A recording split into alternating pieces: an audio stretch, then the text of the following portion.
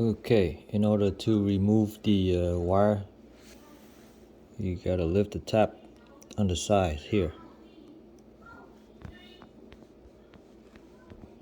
Up.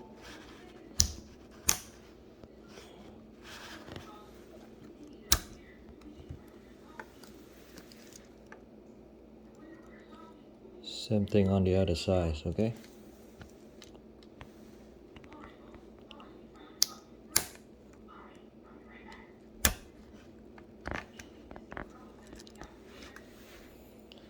Use something like this, pointy.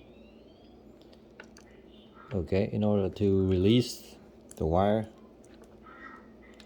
just insert the pointy in here. Basically, you slide it in.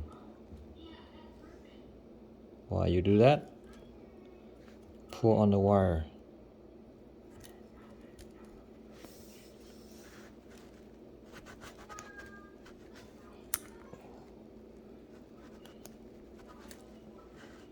Pull out.